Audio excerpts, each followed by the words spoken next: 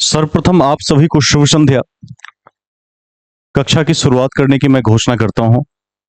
अभी हम संविधान की कड़ी में आगे बढ़ रहे हैं, जो संभवतः जीएस का दूसरा महत्वपूर्ण विषय है।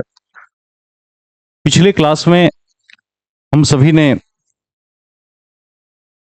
प्रस्तावना को देखा था। मैं उम्मीद करता हूं कि जितनी बातें आपने कल पढ़ी, यदि आप संज्ञान में रख लेते हैं तो आपकी स्थिति बेहद अच्छी रहने वाली है। किसी भी परीक्षा में बैठेंगे तो गलती होने की संभावना नहीं होगी। प्रेम्बल को लेकर जो हमने कल देखा, बेरोवारी वाद 1960 को देखा, हमने केशवानंद भारती के मामले को 1973 को देखा, साथ ही 1980 में हमने मिनर्वा मिल का मामला देखा। हमने देखा कि एक में प्रस्तावना को संविधान का हिस्सा नहीं माना गया था, लेकिन बाद में माना भी गया और संशोधन का अधिकार भी मिला। तो इस प्रकार हमने यह भी साथ साथ देखा कि समाजवाद का क्या अर्थ है, अखंडता किसे कहते हैं, मिनी संविधान संशोधन क्या होता है। हमने मूल कर्तव्य की चर्चा की, संविधान के एक शब्द की चर्चा की, 3 प्रकार के जो न्याय हैं, सामाजिक, आर्थिक और राजनीतिक न्याय, मैंने उनकी भी चर्चा की। आर्टिकल 39 क की चर्चा की, 45 क की चर्चा की। 38-39 में जो सामाजिक आर्थिक न्याय है उसको भी हमने कल देखा, विचारकों को देखा, बहुत कुछ देखा। उम्मीद करता हूं कि आप सभी ठीक से इसको देख रहे होंगे। एक बात ध्यान रखना है कि एक आध क्लास को पचा पाना बड़ा सरल कार्य है, लेकिन जब क्लास की लंबाई साल 1.5 साल की हो तो उसको डाइजेस्ट करके चलना उतना सहज नहीं होता है। एक समय आता है जब हम सब कुछ भूलने लगते हैं, तो उसका एक सीधा सा साधन है रिवीजन, कि आप अधिकाधिक रिवीजन करें और मुझसे आगे जाकर स्रोतों को पढ़ें तो आपकी तैयारी मेंटेन रहेगी। मैं कई ऐसे अभ्यर्थियों को अपने जीवन काल में जानता हूं जो कुछ समय के लिए, लघु समय के लिए अच्छे अभ्यर्थी थे, लेकिन लॉन्ग रेस में वो अच्छे अभ्यर्थी नहीं रहे। तो आज के समय में वैसे अभ्यर्थियों का महत्व है जो लंबे दौर का हॉर्स हो। मतलब ये कि यदि 2-3 साल 4 साल नौकरी ना भी हो, तब भी तैयारी को एक लेवल पर मेंटेन रख सके, उस व्यक्ति को आजकल अच्छी नौकरियां मिलती है। कंपटीशन बहुत ज्यादा है, पहले भी कम नहीं था, इसको भी ध्यान में रखना है। और यदि लेवल बनाकर रखते हैं तो आपको कोई बीट नहीं कर पाएगा। आज जो कक्षा का केंद्र बिंदु है वह है संघ राज्य क्षेत्र, अथवा संघ और उसके राज्य क्षेत्र, जहां से आज की क्लास की हम शुरुआत करेंगे। आप लोग थोड़ा डेटा वगैरह बना के रखे रहिए। क्लास आजकल थोड़ी लंबी चलती है क्योंकि संविधान में टॉपिक्स बहुत बड़े बड़े हैं, और सबसे बड़ी बात की समझने योग्य तथ्य है। उस अध्याय का नाम लिखेंगे संघ एवं राज्य क्षेत्र।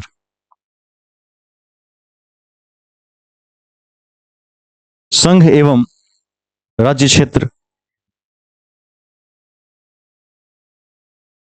संघ एवं राज्य क्षेत्र, इंग्लिश भी याद रखिएगा इसका, यूनियन एंड, ये साइन समझते हैं ना, एंड का साइन है, and it's, and it's territory.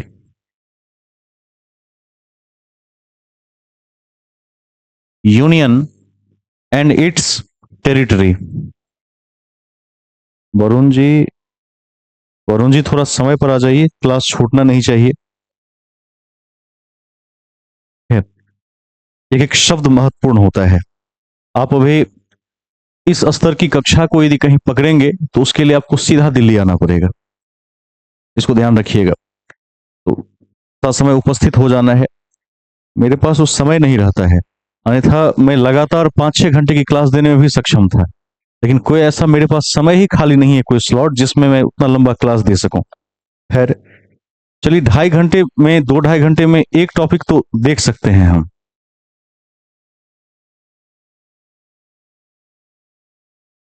पहले हम ये समझ लेते हैं कि संघ राज्य क्षेत्र क्यों महत्वपूर्ण विषय है, इसकी चर्चा क्यों करनी चाहिए।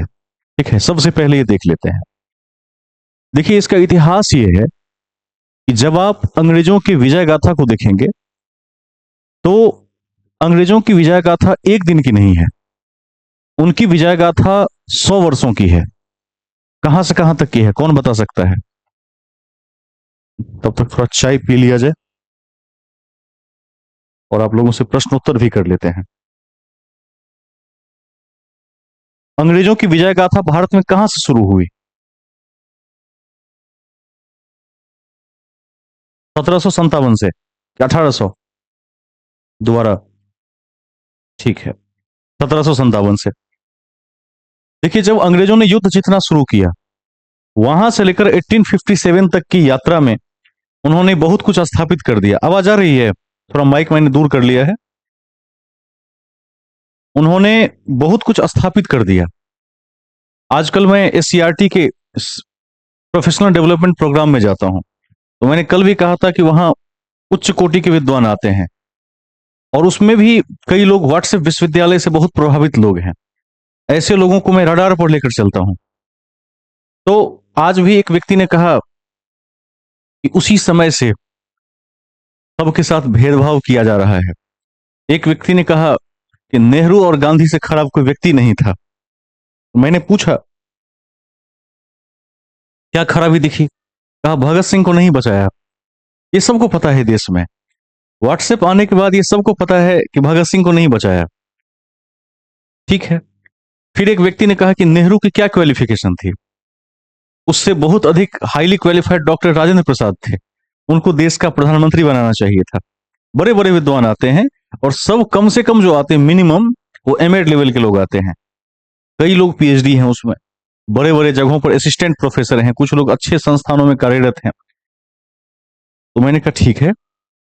मैंने कहा आपको कैसे पता कि नेहरू के पास क्वालिफिकेशन नहीं था? आपने कहां देख लिया? चुप। कोई आधार ही नहीं है। देखिए, किसी भी समय में, आज के समय में आप सोच के देखिए, क्या आज के समय में राजनीति के शीर्ष पर जाना आसान है क्या? आसान है? पढ़े लिखे लोग हैं कि नहीं है देश में? बहुत हैं। राजनीति के शीर्ष पर जाने के लिए पढ़ाई लिखाई से अधिक कौशल की आवश्यकता पड़ती है, और नेहरू के पास उस समय में अंतरराष्ट्रीय स्तर का कौशल था, इसमें कोई दो राय नहीं है। कोई कितना भी उतर कर कुछ कह ले, मैं तो कहता हूं कि उस परिस्थिति को संभाल लेता कोई, जिसमें रजवाड़े अलग विरोध कर रहे हैं, कोई रियासत मिलने को तैयार नहीं है, सबके पास अपनी अपनी लाठी है, सबके पास सेना है। कोई राजा ये नहीं चाहता है कि हम भारत में आके मिलें। ऊपर से हाँ में हाँ मिला रहा है कि किसी तरह से देश आजाद हो जाए। एक तरफ मुस्लिम लीग जो एक देश को ही अलग करने पर आमदा है, तत्पर है। तो ऐसी स्थिति में युवा प्रधानमंत्री की आवश्यकता होती है, और यही कारण था कि बाद में नेहरू के नाम पर सबकी सहमति बनी। मैं संघ राज्य क्षेत्र पर आता हूं वापस कि इसका संबंध इससे क्यों है। अब उसी समय से कुछ लोग ये मानने लगे थे कि उनका जो राज्य है उसको भाषा के आधार पर अलग कर दिया जाना चाहिए, क्योंकि भाषा एक ऐसी चीज है जिससे व्यक्ति की संस्कृति जुड़ी हुई होती है। जैसे आप देखेंगे, यदि कोई मैथिली भाषा का भाषाभाषी व्यक्ति है, तो मिथिलांचल के सारे पर्व त्योहार संस्कृति कलाएं उस मैथिली से जुड़ी हुई है। यही हर भाषा पर लागू होता है। तो हर व्यक्ति के मन में था कि कहीं ना कहीं ऐसा है कि यदि हम भाषाई राज्य होते तो हमारा ज्यादा विकास हो जाता। अभी हम कटा कटा सा महसूस करते हैं। कुछ यही कारण रहा होगा कि हिंदी को किसी ने भी राष्ट्रभाषा के रूप में उठाने की हिम्मत नहीं की। आज भी दक्षिण, देखिए मोदी जी ने त्रिभाषा फॉर्मूला की चर्चा की थी, तो जब प्रधानमंत्री ने चर्चा की तो दक्षिण भारत के राज्य ने कहा हम इंग्लिश पढ़ लेंगे लेकिन हिंदी नहीं पढ़ेंगे, हमसे नहीं होगा। इतना डरते हैं हिंदी से। अपने जगह पर वो भी गलत नहीं है, उन्होंने कभी उस कल्चर को देखा नहीं है। तो उसी समय से खास करके मैं कह सकता हूं कि 1915 के बाद अलग अलग क्षेत्र के क्षेत्रीय नेताओं के मन में यह बात थी कि लैंग्वेज के आधार पर यदि हम अलग हो जाते तो हमारा ज्यादा विकास होता है। मन में यह चल रहा था, और एक स्वप्न भी था कि जब आजाद हो जाएंगे तो इसके लिए हल्ला उठाएंगे, आंदोलन करेंगे। ये बात थी, और ऐसी बात नहीं थी कि इस बात को भारत के उस समय के नेता नहीं जानते थे। शीर्ष नेता नेहरू भी जानते थे इस बात से, गांधी भी परिचित थे, सभी शीर्षस्थ नेता इस बात से परिचित थे। तो जब देश आजाद हुआ, संविधान बन के तैयार हुआ, तो इन सब चीजों की मांग उठने लगी। उसके बाद कुछ राज्यों ने कहा कि हमारी संस्कृति अलग है, कुछ ने कहा भाषा अलग है, कुछ ने कहा कि भौगोलिक हिसाब से हमें अलग कर दिया जाना चाहिए। तो इन सब को लेकर बाद में काफी विचार विमर्श हुआ। इस कड़ी में दर कमीशन, DHAR, दर आयोग, राज्य पुनर्गठन आयोग, फजल अली का नाम आता है उसमें, और भी कई आयोग हैं जो बने। सबने अपनी अनुशंसा प्रस्तुत की। नेहरू ने कई सिद्धांतों का विरोध किया, रामालू ने आमरण अनशन किया, बंबई को महाराष्ट्र और गुजरात में तोड़ दिया गया। बंबई जो प्रांत था उसको दो टुकड़ा में बांट दिया गया, महाराष्ट्र और गुजरात। तो इसी इतिहास को आज हम देखेंगे। आज हम देखेंगे कि संसद की कार्यशक्ति क्या है, उसका कार्यक्षेत्र क्या है। और सबसे बड़ी बात, कि संसद यदि राज्यों के मामले में कोई संशोधन करता है तो क्या उसे संविधान संशोधन माना जाएगा आर्टिकल 368 के तहत या नहीं? इसका जवाब कौन दे सकते हैं? कोई भी। यदि संसद, हाँ छोटू जी, यदि संसद राज्यों के मामले में, संसद के पास पावर है कि राज्यों के मामले में संशोधन कर सकता है, राज्य को अलग कर सकता है, नामकरण कर सकता है, सीमा में बदलाव कर सकता है। तो यदि पार्लियामेंट ऐसा कोई बदलाव करता है तो क्या इस बदलाव को संविधान संशोधन आर्टिकल 368 जो आपने पढ़ा है दक्षिण अफ्रीका वाला, जहां से लिया गया है, उसके तहत इसको संविधान संशोधन माना जाएगा या नहीं माना जाएगा? नहीं माना जाएगा। ठीक है, और किसी का कोई मत है?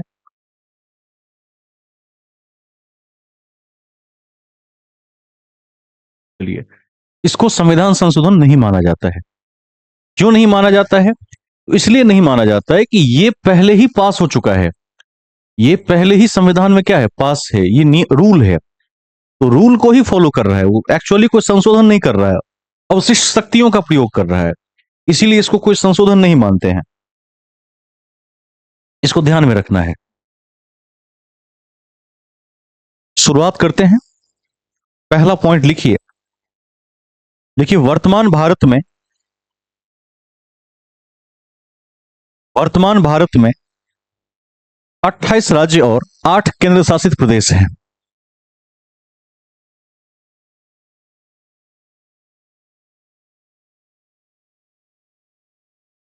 28 राज्य और 8 केंद्र शासित प्रदेश हैं। ठीक है, याद रखेंगे इसको। पहले कम अधिक थे, इसके पहले 29 और 7 भी थे, बदलता रहता है कई बार। अभी 28 और 8 है। लिखिए, भारतीय संविधान के भाग 1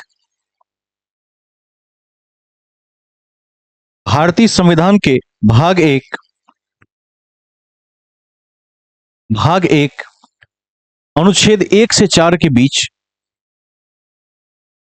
1-4 कर देंगे। भारतीय संविधान के भाग 1 अनुच्छेद 1 से 4 तक संघ राज्य क्षेत्रों का उल्लेख किया गया है।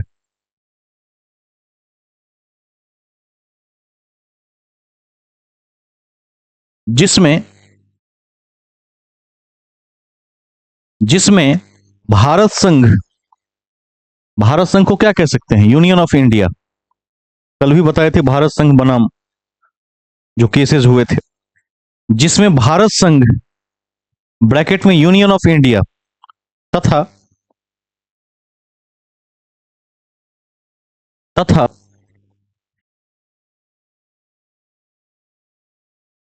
तथा भारतीय राज्य क्षेत्र, इंडियन टेरिटरी,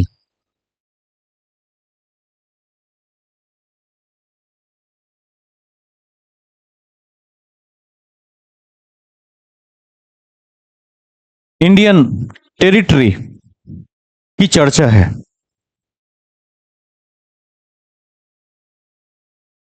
चर्चा है। तो एक बात इससे ज्ञात हो गया कि आज का जो चैप्टर है वो केवल 4 अनुच्छेद को टच करेगा। संघ राज्य क्षेत्र किस चैप्टर में? भाग 1 में है। इसको ध्यान में रखना है। लेकिन ये 4 अनुच्छेद अपने आप में बेहद महत्वपूर्ण है और इसकी विशालता बहुत अधिक है।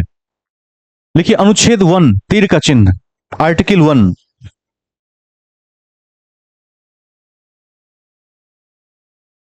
तीर का चिन्ह।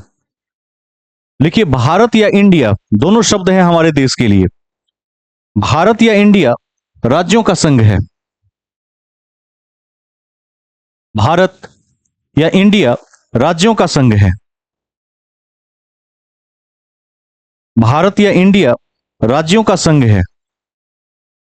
ठीक है, क्या मतलब है इसका? वही, कोई भी राज्य क्या कर सकता है? अपनी इच्छा से अलग नहीं हो सकता है, राज्यों का संघ है। कभी भी आपसे पूछा जाए कि भारत के कितने आधिकारिक नाम हैं, तो भारत के केवल दो ऑफिशियल नाम हैं। एक तो भारत है संविधान में, और दूसरा इंडिया है। हिंदुस्तान, आर्यावर्त, बाकी जितने नाम आपने किसी किसी विश्वविद्यालय से सुने हैं, वो सब बहुत प्राचीन काल में कभी किसी अंश के नाम रहे, आज नहीं है। संविधान लागू होने के बाद हम इस देश को दो नामों से संबोधित कर सकते हैं। सरकारी दस्तावेज में दो ही नामों का उल्लेख होगा। अब इसमें यह समझते हैं कि यूनियन क्या है। इसमें जैसे आपने क्या लिखा, राज्यों का संघ है, तो संघ को अंग्रेजी में क्या कहते हैं? यूनियन। इसके अर्थ के विषय में अंबेडकर ने चर्चा की है, इसको जरूर लिख दीजिए। देखिए, प्रस्तुत अनुच्छेद में प्रस्तुत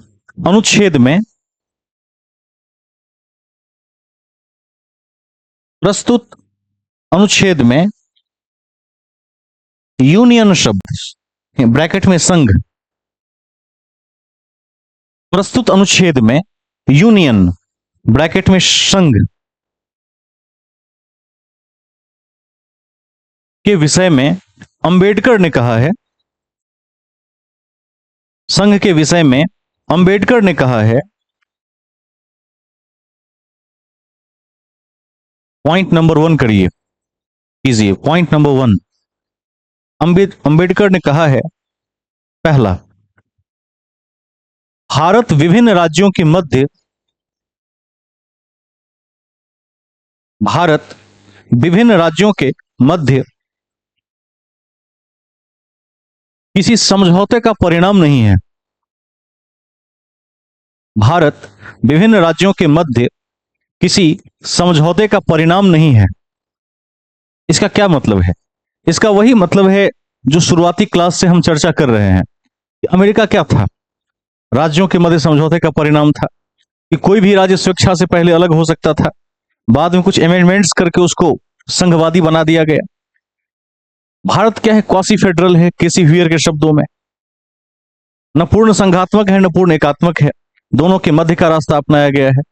लेकिन परीक्षा में यदि क्वासी फेडरल ना हो तो फेडरल उत्तर हो जाएगा, संघवाद उत्तर हो जाएगा, क्योंकि संघवाद के अधिक करीब है।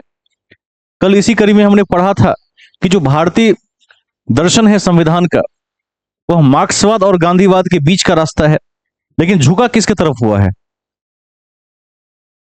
गांधीवाद की तरफ झुका हुआ है। इसको भी ध्यान रखिएगा। तो अंबेडकर ने यूनियन वर्ड को डिफाइन किया है और कहा है कि भारत में जो यूनियन शब्द है, वह यूनियन शब्द दुनिया के अन्य देशों से कुछ अलग है। यहां राज्यों के मध्य समझौते का परिणाम देश नहीं है। पॉइंट नंबर 2 लिखिए, दूसरा, सेकंड, किसी भी राज्य को भारत संघ से किसी भी राज्य को भारत संघ से पृथक होने का अधिकार नहीं है। पृथक होने का अधिकार नहीं है। किसी भी राज्य को भारत संघ से पृथक होने का अधिकार नहीं है। नहीं है। ठीक है। दो बातें अंबेडकर ने कही और दो लाइन में स्पष्ट कर दिया कि हम किस प्रकार के संघवाद को धारण करने वाले देश हैं। क्लियर कर दिया कि राज्य अपने स्वेच्छा से अलग नहीं हो सकता और राज्य की इच्छा से देश यूनाइट नहीं हुआ है। राज्य विवश है, अलग नहीं हो सकता। अब ये तो था अनुच्छेद 1। अब एक में एबीसीडी भी है, उसके उपखंड भी हैं। तो नीचे लिखिए अनुच्छेद 1A, या हिंदी में एक क। एक मिनट रुकिए, थोड़ा इसको संशोधित कीजिए। 1A को नहीं लिखना है, उपखंड में एबीसीडी नहीं आता, ये तो संशोधित हो जाएगा। ऐसे लिखिए, थोड़ा सा इसको बदलकर सही करते हैं।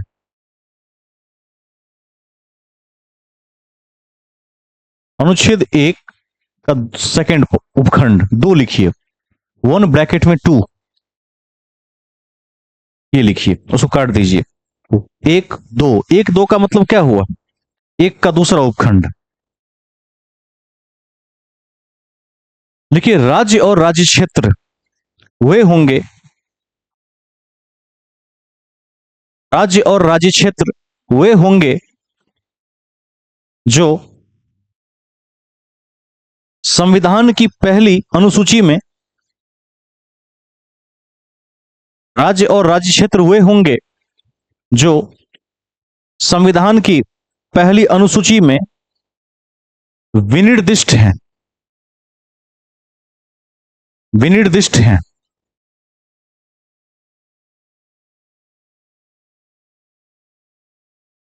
ठीक है, एकदम क्लियर, क्रिस्टल क्लियर कर दिया गया है कि राज्य क्या होगा, राज्य क्षेत्र क्या होगा, जो भाग एक में है, ताकि भविष्य में कोई इस पर कोई भी राज्य केस न कर सके।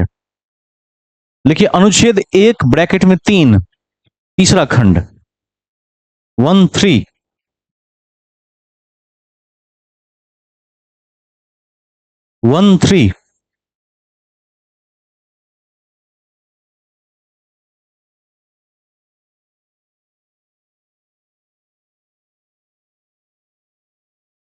देखिए भारत के राज्य क्षेत्र में, और यहां से पॉइंट नंबर 1 2 3 4, भारत के राज्य क्षेत्र में, और उसके बाद सब पॉइंट्स लिखिए। पहला लिखिए राज्यों के राज्य क्षेत्र, राज्यों के राज्य क्षेत्र, राज्यों के राज्य क्षेत्र। दूसरा, पहली अनुसूची में विनिर्दिष्ट संघ राज्य क्षेत्र, पहली अनुसूची में विनिर्दिष्ट संघ राज्य क्षेत्र।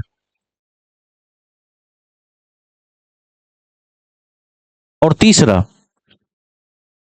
अर्जित या समाविष्ट राज्य क्षेत्र शामिल होंगे।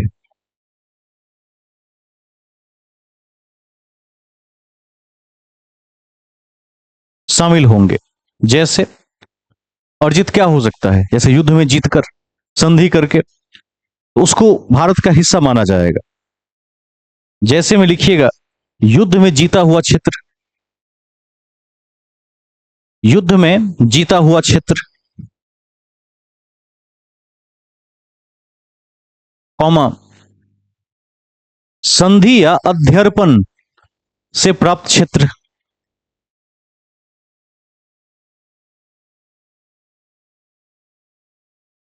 संधि या अध्यर्पण से प्राप्त क्षेत्र, एवं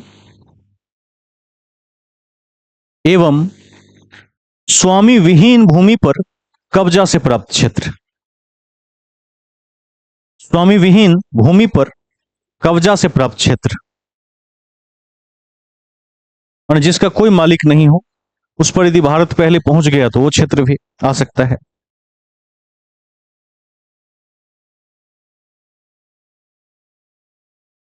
क्लियर है?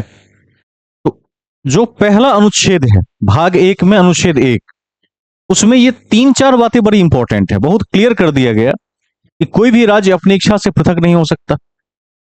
दूसरी बात कही गई कि यदि हम किसी प्रदेश को जीतकर भारत में मिलाते हैं तो वो प्रदेश हमारा है, क्योंकि युद्ध के नियम से यदि हमने जीता है तो अंतरराष्ट्रीय समझौते के तहत ही उसको जीता है, वो वैलिड है। यदि कोई संधि करता है, कोई हमारे समक्ष समर्पण करता है, तो वह भारत का हिस्सा कहलाएगा। ये सब क्लियर कर दिया गया है। अब लिखिए अनुच्छेद 2 आर्टिकल 2, देखिए संसद नए राज्यों की स्थापना कर सकता है, संसद नए राज्यों की स्थापना कर सकता है, एवं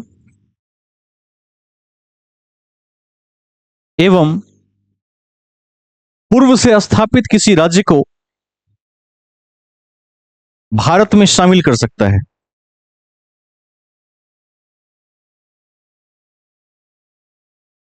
पूर्व से स्थापित किसी राज्य को भारत में शामिल कर सकता है। इसका क्या मतलब है कि कोई ऐसा राज्य जो चाहता है कि हम भारत में शामिल हों, लेकिन अब तक वो भारत का अंग नहीं था, उसको भी शामिल कर सकता है। संसद के पास यह अवशिष्ट शक्ति है। अनुच्छेद 3 तीर का चिन्ह, लेकिन नए राज्यों का निर्माण, नए राज्यों का निर्माण, कौमा, राज्यों का नामकरण, राज्यों का नामकरण, राज्यों की सीमा या क्षेत्र बदलने की प्रक्रिया, प्रक्रिया इत्यादि, इत्यादि का कार्य, कार्य साधारण बहुमत के माध्यम से संसद कर सकता है। साधारण बहुमत के माध्यम से संसद कर सकता है, कर सकता है। ठीक है, इसको ध्यान में रखिएगा कि संसद के पास विराट शक्तियां हैं केवल साधारण बहुमत के द्वारा। बस ये पूछ लेगा 50% यदि उसको मिल जाएगा वोट +1 किसी एक सदन में भी, तो मान लेगा बात कि इसमें नाम बदल देना है या इसका क्षेत्र बदल देना है, ये सब कर सकता है। अब स्टार देकर लिखिए, अनुच्छेद 3 में संसद की विधिक शक्ति, विधिक शक्ति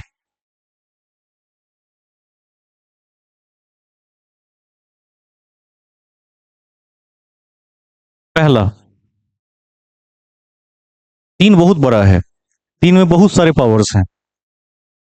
पहला लिखिए, राज्य का निर्माण, शॉर्ट शॉर्ट में लिख दीजिए, निर्माण, कॉमा विघटन, विघटन, राज्य का निर्माण, कॉमा विघटन अथवा दो राज्यों को मिलाने की शक्ति, दो राज्यों को मिलाने की शक्ति।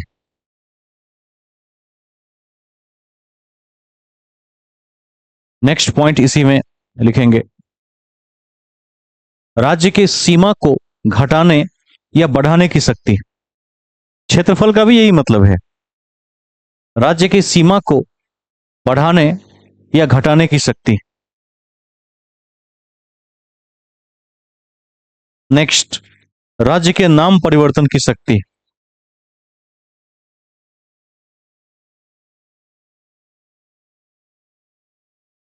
ठीक है, मतलब संसद के पास बिना किसी संविधान संशोधन के यह पूरा पावर है, किस स्टेट को कितना बड़ा रखना है, क्या नाम देना है, उसकी सीमा को बढ़ाएं या घटा दें, किसी राज्य का हिस्सा उसमें काट के जोड़ दे या इसका हिस्सा वहां लगा दे, ये सब पावर उसके पास है, और वो भी केवल साधारण बहुमत से पारित करने पर। यानी एक तरह से वो क्या है, सर्वे सर्वा है राज्यों के स्थापना के मामले में। अब आपको यह भी समझना होगा कि संसद आर्टिकल 3 का प्रयोग किस रूल के तहत कर सकता है। ये तो पावर्स हो गए, प्रोसेस क्या है इसका, क्या राष्ट्रपति से पूछेगा, किसी और से पूछेगा, किस स्थिति में विशेष क्या कार्य कर सकता है, इसको भी लिख लेते हैं। हेडिंग में लिखिए, संसद अनुच्छेद 3 का प्रयोग कैसे करता है। हेडिंग, संसद अनुच्छेद 3 का प्रयोग कैसे करता है।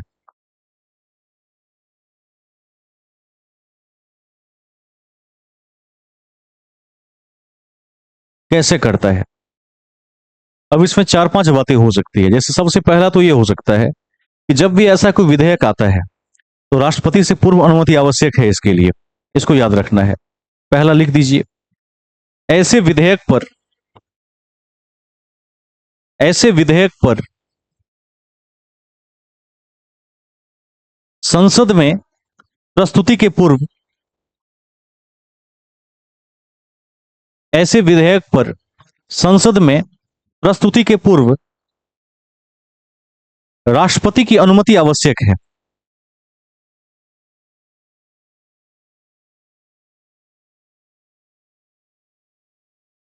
ठीक है, पॉइंट नंबर 2, अब राष्ट्रपति मान लीजिए यदि परमिशन दे देता है, उचित समय है, इस मुद्दे को पार्लियामेंट में रख सकते हैं, क्योंकि ऐसा भी है कि राज्य का मुद्दा कोई साधारण मुद्दा नहीं होता है। राज्य के मुद्दे से, चूंकि आपने पढ़ा है कि विधायिका से ही भारत में कार्यपालिका बनती है, ये तो सबको भी याद हो गया होगा। इसीलिए हमने न्यायपालिका को अलग रखा है।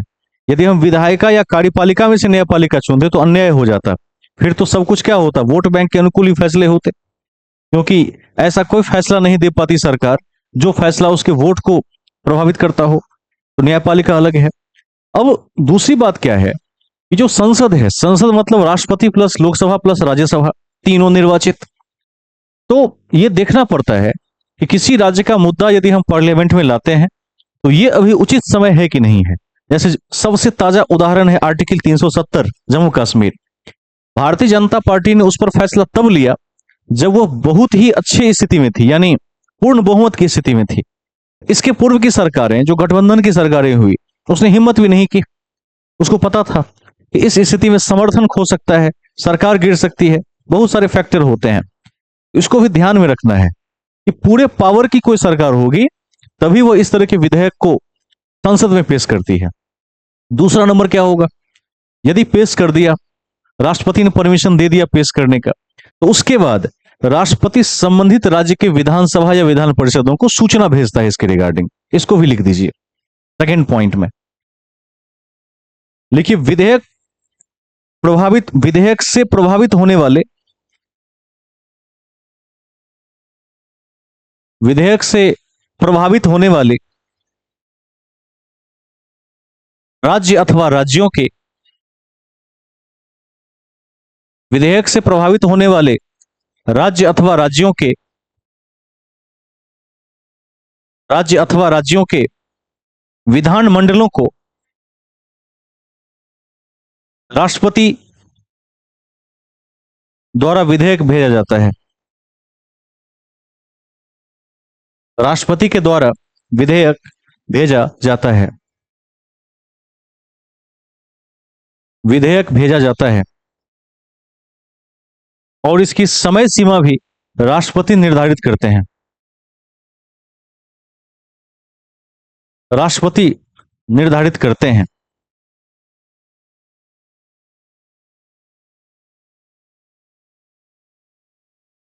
ठीक है, मतलब क्या हुआ, मतलब एक बार को यह विधेयक, राष्ट्रपति के पास यह पावर है कि राष्ट्रपति उस राज्य के विधानमंडल को भेजेंगे। मान लीजिए दो राज्य को मिलाना है तो दोनों राज्य के विधानमंडल को भेजेंगे।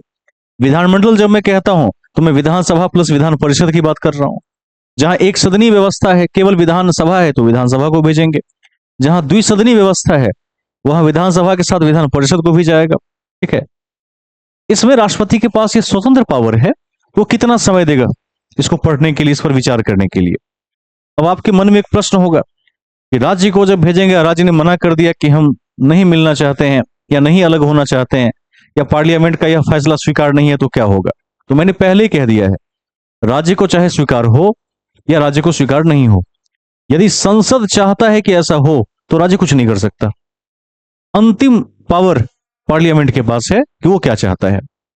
तब फिर आप पूछेंगे राज्य को क्यों भेजते हैं। राज्य को कई बार इसलिए भेजते हैं कि वो राज्य की राय जानना चाहते हैं। यदि पार्लियामेंट को उस राय के बाद लगेगा कि ये गलत हो रहा है तो पार्लियामेंट अपनी इच्छा से रोक सकती है। और यदि राज्य कहेगा कि नहीं और पार्लियामेंट को लगेगा कि हाँ ऐसा होना चाहिए, तो फिर कर देगी परिवर्तन। किसी को डाउट है इसमें? नहीं है। और संसद ने इस शक्ति का प्रयोग भी किया है। लिखिए अगला पॉइंट, इसी को लिख दीजिए। देखिए, राज्य विधानमंडल के प्रस्ताव को, नेक्स्ट पॉइंट, राज्य विधानमंडल के प्रस्ताव को संसद मानने के लिए बाध्य नहीं है।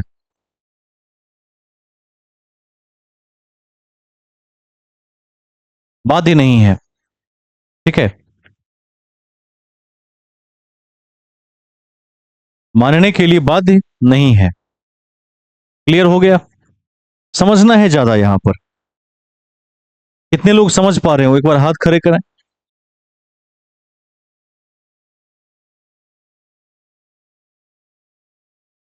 ठीक है, आगे चलते हैं।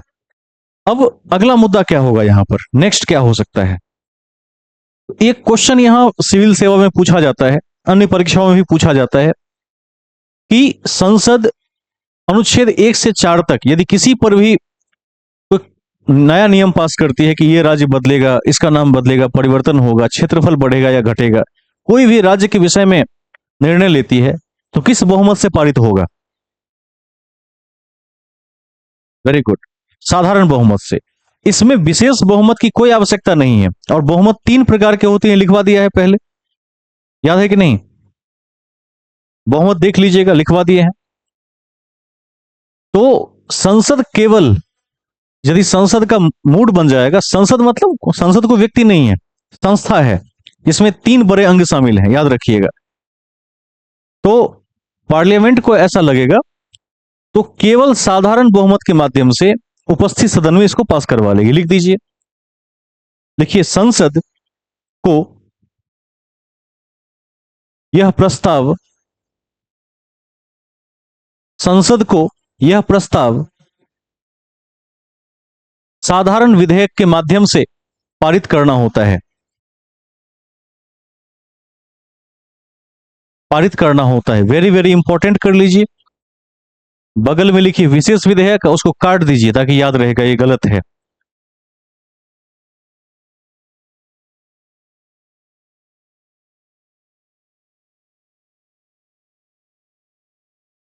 साधारण बहुमत लिख दिया आपने, बगल में लिख दीजिए विशेष, साधारण बहुमत लिख दिया आपने, बगल में लिखिए विशेष बहुमत, उसको पेन से काट दीजिए ऐसे, उसे याद रहेगा कि ये गलत ऑप्शन है। परीक्षा में इसको गलती से भी टिक नहीं करना है, कई बार लोग कर देते हैं। जो नहीं पढ़ा होता है जो कैंडिडेट, वो ऐसा ऐसा ही काम करके आता है, परीक्षा में चला गया, देखा कि अरे राज्य का मसला है, पढ़ा नहीं है कभी, तो मन ही मन वो सोचता क्या है कि इतना बड़ा मसला है, यह कहीं साधारण बहुमत से पारित हो, तो वहां पर विशेष को टिक करके आता है, तो उस स्थिति में नंबर का लॉस होता है हमें। आगे चलते हैं, नेक्स्ट पॉइंट देखिए, मूल विधेयक में यदि मूल विधेयक में कोई संशोधन किया जाता है, मूल विधेयक में कोई संशोधन किया जाता है, तो यह आवश्यक नहीं है, तो यह आवश्यक नहीं है कि उस पर, यह आवश्यक नहीं है कि उस पर राज्य विधानमंडल से विचार लिए जाए।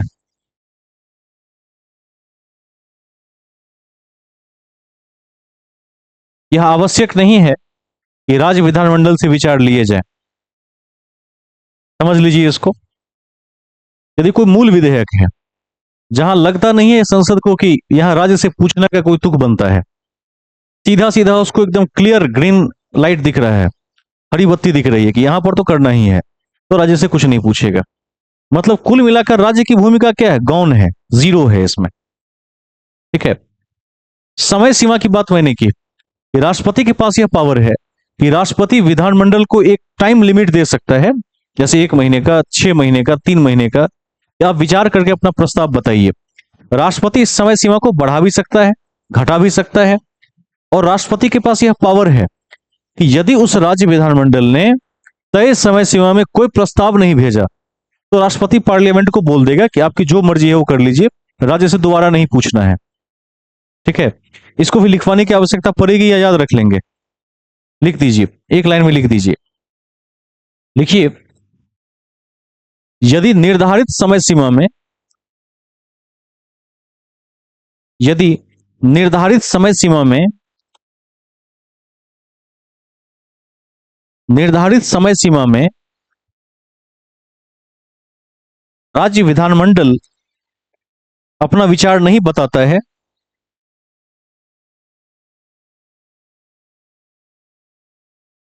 नहीं बताता है, तो संसद उससे बिना पूछे इसे पारित कर देगी।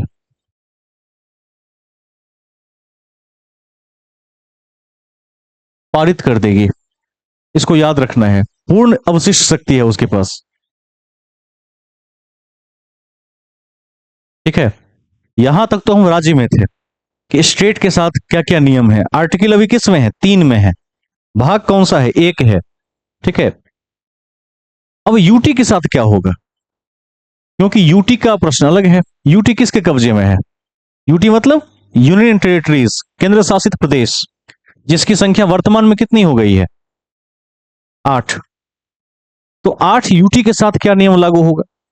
तो आप सभी को बता दूं कि यूटी में क्या होता है, राष्ट्रपति के माध्यम से एक एजेंट शासन करता है, जिसको हम राज्यपाल या उपराज्यपाल कहते हैं। दोनों में से कोई एक हो सकता है। जैसे दिल्ली में क्या होता है, एलजी होता है, उपराज्यपाल होता है, सक्सेना को याद रखिएगा। तो यदि यूटी के संदर्भ में ऐसी कोई नीति पारित करनी हो, तो चूंकि वहां कोई राज्य का विधानमंडल नहीं है, इसीलिए किसी से नहीं पूछा जाएगा। अब आप सोचेंगे कि दिल्ली में क्या होगा? दिल्ली में तो विधानसभा है, क्योंकि क्षेत्र बहुत बड़ा है। तो शासन की सुविधा के लिए दिल्ली में 1991 के एक्ट में 1992 ईस्वी में विधानसभा का गठन किया गया। तो मैं आपको बता देता हूं, दिल्ली विधानसभा के पास वो पावर्स नहीं है जो एक राज्य के विधानसभा के पास होता है। जैसे दिल्ली की पुलिस भारत सरकार के पास है, दिल्ली सरकार के अंदर में नहीं है। लेकिन राज्य में बता दिए थे पिछले क्लास में कि पुलिस किस सूची में है, किस में है? राज्य सूची में है। तो पुलिस है तो राज्य का विषय, लेकिन दिल्ली पुलिस क्या है? केंद्र का विषय है। क्यों? क्योंकि राजधानी क्षेत्र है। दिल्ली को 91 के बाद, 1991 के बाद कहते हैं GNCT of Delhi, government of national capital territory of Delhi, यानी राष्ट्रीय राजधानी क्षेत्र। अब ऐसा क्षेत्र है जहां राजधानी है, तो राजधानी में फिर राज्य नहीं हो सकता, केंद्र का प्रभुत्व होना चाहिए। वही है। जो दिल्ली की जमीन है वो भी दिल्ली सरकार की नहीं है, जबकि भूमि राज्य सूची में आ जाता है। यहां किस में है? केंद्र सूची में है, क्योंकि वो जमीन स्पेशल है। उसको देखती है डीडीए, दिल्ली डेवलपमेंट अथॉरिटी, जो भारत सरकार के सीधे अंदर में है, राज्य के अंदर में नहीं है। तो याद रखना है कि यूटी के मामले में सीधा सीधा मामला सांसद के पाले में है, वो गेंद उसके हाथ में है, जो चाहेगा कर सकता है, किसी से पूछने की जरूरत नहीं है। ठीक है, लिख दीजिए। लिखिए, संघ राज्य क्षेत्र ब्रैकेट में यूनियन टेरिटरी, संघ राज्य क्षेत्र या केंद्र शासित प्रदेश भी लिख सकते हैं। यूनियन टेरिटरी राज्य नहीं है,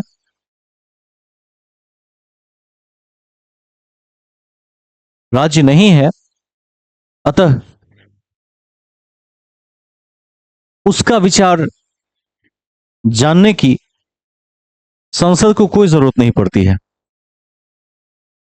उसका विचार जानने की संसद को कोई जरूरत नहीं पड़ती है।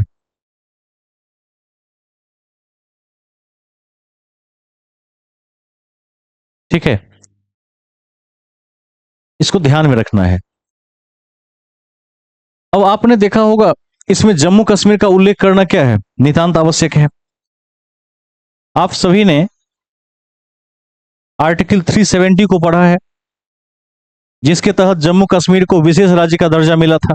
सबको याद भी होना चाहिए, अभी तक पूछा जाता है ये क्वेश्चन। अब विशेष राज्य से हटाकर उसको क्या बना दिया? यूटी बना दिया, जम्मू कश्मीर एंड लद्दाख। ठीक है।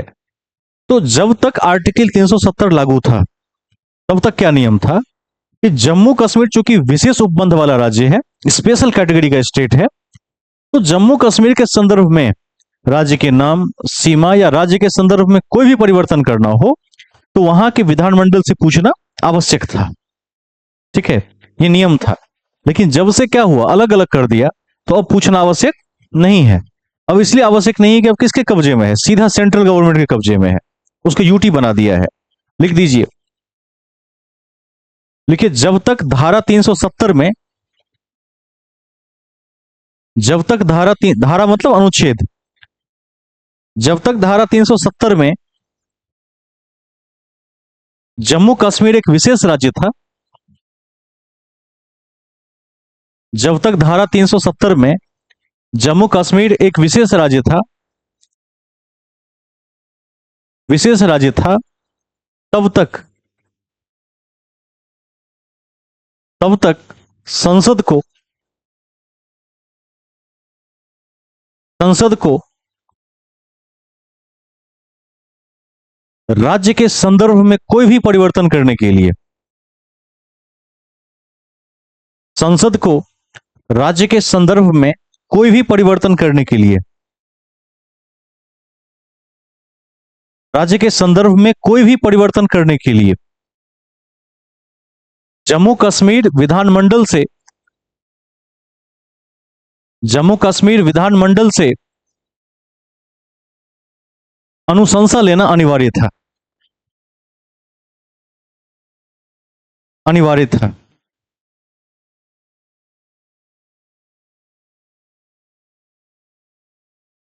जो वर्तमान में लद्दाख और जम्मू कश्मीर के यूटी बनने के बाद, यूटी शॉर्ट में समझ गए, यूनियन टेरिटरी, जो लद्दाख और जम्मू कश्मीर के वर्तमान में यूटी बनने के बाद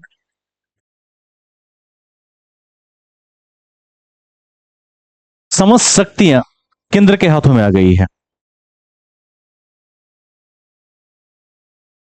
ब्रैकेट में संसद केंद्र के हाथ में आ गई है।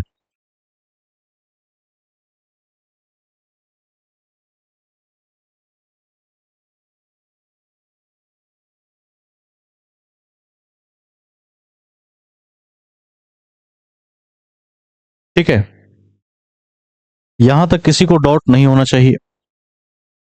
आर्टिकल 3 पहले जब मैं पढ़ता था अपने समय में, तो जहां जहां पढ़ा ऐसे पढ़ाते थे कि आर्टिकल 3 में राज्य का निर्माण, क्षेत्र, सीमा विस्तार बदलने की शक्ति है। बाद में जब उसको मैंने पढ़ा तो देखा कि आर्टिकल 3 कोई साधारण मुद्दा नहीं है। आर्टिकल 3 का ठीक से ज्ञान होना चाहिए। आज ऐसे ही किसी बिंदु पर मैं बोल रहा था तो एक व्यक्ति ने पूछा कि आपने एलएलबी किया हुआ है, तो कैसे बताऊं कि भाई हर चीज के लिए एलएलबी करने की जरूरत नहीं होती है।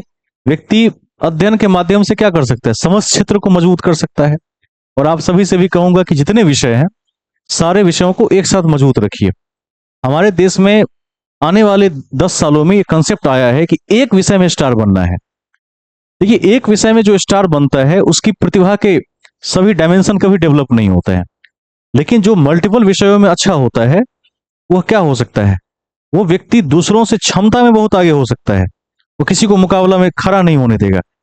और खास करके आप देखेंगे कि जो आईएएस की परीक्षा है, उस परीक्षा में इस बात पर बड़ा जोर दिया जाता है कि व्यक्ति के पास बहुआयामी प्रतिभा हो, ताकि शासन संचालन को बेहतर ढंग से देख पाएगा। कहते हैं कि जिसको एक से अधिक भाषाओं का ज्ञान होता है वो साइकोलॉजिकल तौर पर चीजों को कई आयाम में सोच सकता है, जबकि एक भाषा का ज्ञान वाला व्यक्ति क्या कर सकता है, एक ही आयाम में सोच सकता है। तो आप लोग भी इस क्षमता को बनाए रखने का प्रयास करेंगे।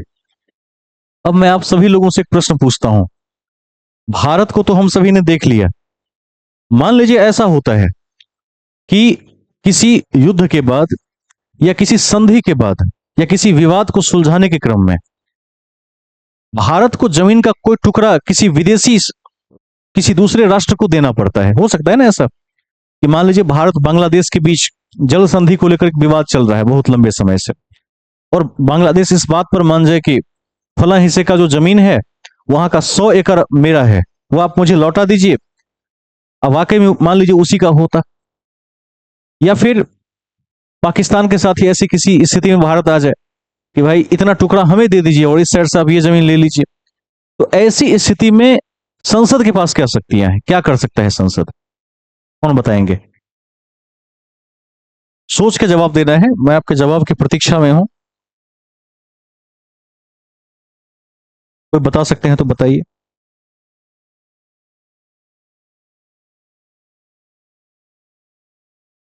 हो सकता है कि नहीं?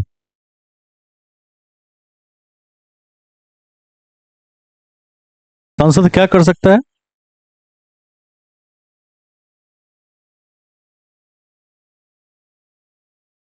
ठीक है, और किसी का उत्तर?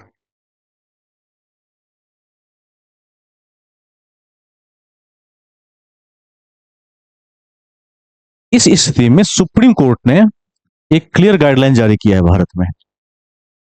गाइडलाइन ये जारी किया है कि यदि ऐसी कोई स्थिति बनती है कि संधि के तहत, समझौते के तहत, युद्ध में समर्पण के तहत ऐसी कोई स्थिति बनी कि हमें कुछ दूसरे राष्ट्रों को देना पड़ा, तो ऐसी स्थिति में संसद को संविधान में संशोधन करना पड़ेगा। ध्यान रखिएगा, देश के अंदर कोई भी डिसीजन आर्टिकल 1 से 4 तक लेने के लिए किसी संशोधन की जरूरत नहीं है। उसको संविधान संशोधन नहीं माना जाएगा, इसको याद रखना है। लेकिन जब विदेशी शक्ति को हम किसी जमीन को देने की स्थिति में आ जाएंगे किसी भी कारण से, तो एक अंतर्राष्ट्रीय न्यायाधिकरण बैठेगा, वो तय करेगा कि ये सही है। यदि वो तय कर देता है कि ये सही है, तो उसके बाद एक अमेंडमेंट करके, संविधान संशोधन करके हम वो हिस्सा लौटा सकते हैं। यह प्रावधान किया गया है। और आपको याद होगा, यदि आपने कहीं पढ़ा होगा, तो कि जो नाइन्थ अमेंडमेंट था, उसमें कहा गया कि जो बेडुवारी का एक हिस्सा है, बेडुवारी संघ का, वो हिस्सा पाकिस्तान को सौंपा गया था। और जो 100वां संविधान संशोधन है, उसमें बांग्लादेश के साथ जो विवादित क्षेत्र थे हमारे साथ, कई क्षेत्रों को हमने दिया भी और कई क्षेत्रों को वापस भी हमने ग्रहण किया।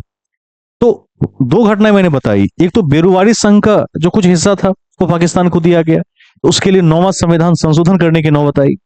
और बांग्लादेश के साथ जो हमारे विवाद चल रहे थे, उस विवाद को सुलझाने के लिए जो प्रदेश हमारे थे वो हमने वापस लिया और कुछ प्रदेश बांग्लादेश को दिया भी। उसके लिए 100वां संविधान संशोधन करना पड़ा। इतना याद रखना है कि ऐसी स्थिति में संविधान संशोधन अनिवार्य है, लेकिन देश के अंदर कुछ करने के लिए संविधान संशोधन अनिवार्य नहीं है। क्लियर हो गया? इसको लिख लीजिए। अति महत्वपूर्ण है कि अति महत्वपूर्ण है कि अति महत्वपूर्ण है कि भारत के राज्य क्षेत्र का कोई हिस्सा, भारत के राज्य क्षेत्र का कोई हिस्सा कोई हिस्सा यदि विदेशी राज्य को अर्पित किया जाता है, यदि विदेशी राज्य को अर्पित किया जाता है, भारत के राज्य क्षेत्र का कोई हिस्सा यदि विदेशी राज्य को अर्पित किया जाता है, तो तो सुप्रीम कोर्ट ऑफ इंडिया का एक महत्वपूर्ण फैसला है, सुप्रीम कोर्ट ऑफ इंडिया का एक महत्वपूर्ण फैसला है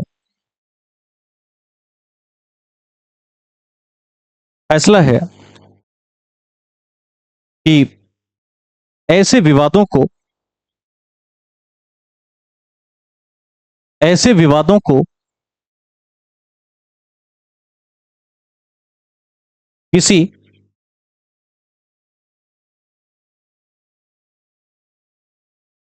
अंतर्राष्ट्रीय न्यायाधिकरण को सौंप दिया जाए, ऐसे मामलों को किसी अंतर्राष्ट्रीय न्यायाधिकरण को सौंप दिया जाए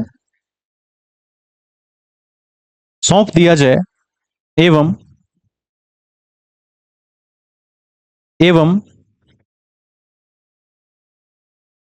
विवाद सुलझ जाने पर विवाद सुलझ जाने पर ऐसे समझौते को लागू करने के लिए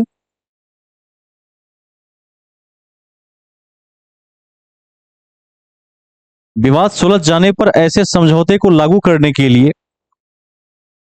किसी संशोधन की आवश्यकता नहीं होगी, किसी संशोधन की आवश्यकता नहीं होगी। मतलब यह है कि पहले तो आप किसी इंटरनेशनल जूरी के पास जाइए, यदि कोई विवाद हो जाए, यदि मामला आपका सुलझ गया, तो कोई संशोधन नहीं करना है। लेकिन यदि लेकिन यदि विदेशी राज्यों के साथ, विदेशी राज्य मतलब क्या हुआ, भारत जैसे एक राज्य है, विदेशी राज्यों के साथ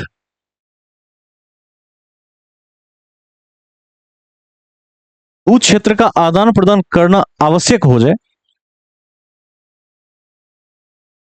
उस क्षेत्र का आदान प्रदान करना आवश्यक हो जाए,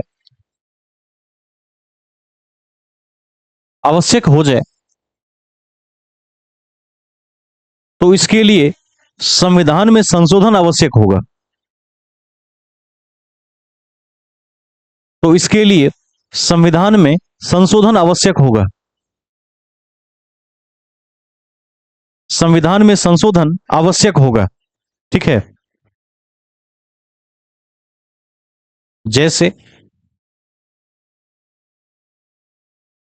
जैसे पहला लिखिए, और ये दोनों परीक्षा में पूछे जाएंगे। फर्स्ट, पहला, लेकिन नौवां संविधान संशोधन के द्वारा, नौवां संविधान संशोधन के द्वारा द्वारा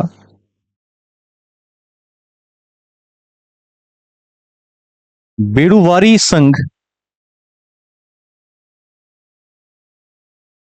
बेड़ुवारी संघ का एक क्षेत्र पाकिस्तान को सौंप दिया गया। पाकिस्तान को सौंप दिया गया। पाकिस्तान को सौंप दिया गया, इसको याद रखेंगे। ठीक है, मतलब देख लिया आपने कि यदि देने की बात आ ही गई तो फिर अमेंडमेंट करना होगा, और यदि इंटरनेशनल कोर्ट में मामला सुलझ गया तो कोई अमेंडमेंट नहीं करना पड़ेगा। दोनों बातें हैं। दूसरा लिखिए, 100वें, 100th, 100वें संविधान संशोधन के माध्यम से, 100वें संविधान संशोधन के माध्यम से भारत और बांग्लादेश के बीच कई क्षेत्रों का आदान प्रदान किया गया।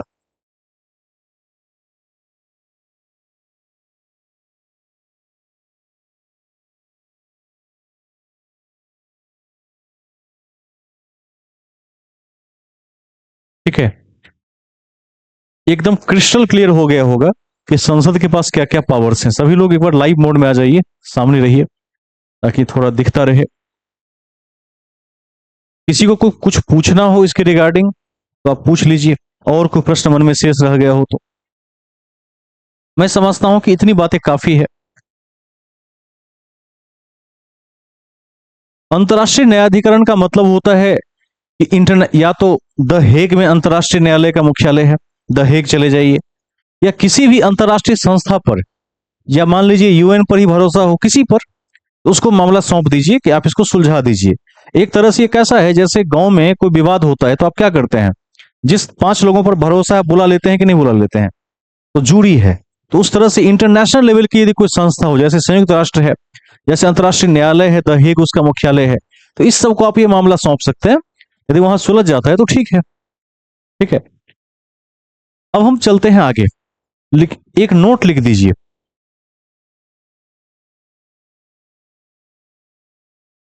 कहा जाए, कोई प्रश्न है किसी का? हाँ।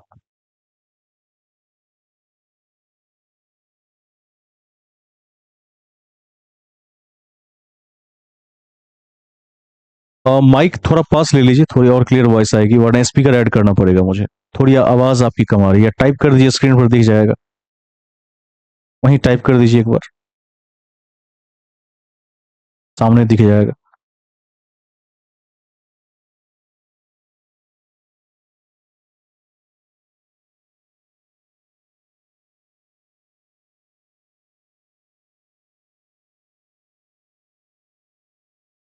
कुछ लोगों की आवाज काफी बोल्ड आती है, कुछ लोगों का थोड़ा सा कम आता है।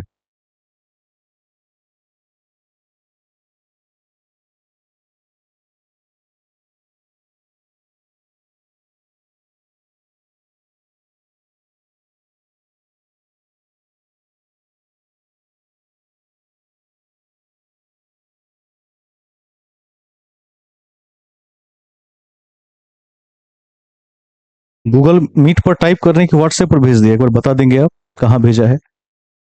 हाँ, यहाँ आ गया है मैसेज, इसको थोड़ा देख लेते हैं।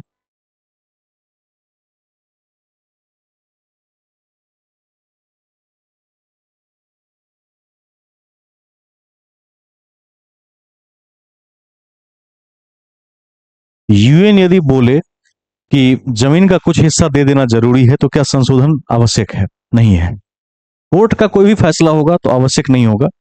इसी दिन मैं आपको आर्टिकल 370 के बारे में बताऊंगा कि उसमें ऐसा ही मामला फंसा था, और उस मामले में संक्षेप में बता देता हूं। वैसे है बहुत बड़ा, 4 घंटे का टॉपिक है, यदि अभी शुरू करने लगे तो पूरे भारत की यात्रा फिर हो जाएगी। तो संक्षेप में मान लीजिए कि पहले पाकिस्तान गया था यूएन कि भारत ने धमका दिया है, वो क्षेत्र नहीं दे रहा है वापस। तो यूएन ने कहा कि ठीक है, वो जो हिस्सा है विवादित हिस्सा, जो आजकल हम दो हिस्सों में कश्मीर को जानते हैं, एक तो जिसको पाकिस्तान ने कब्जा कर लिया है उसको हम बोलते हैं पाक ओरिएंटेड कश्मीर, और एक हिस्सा, 2/3 हिस्सा भारत के कब्जे में है। तो यूएन ने कहा था उस समय कि भारत और पाकिस्तान दोनों इस पर कोई तत्काल कार्य नहीं करेंगे, यानी धारा 144 लागू हो गई, अपने भाषा में ये समझिए, जैसे हमारे यहां होता है।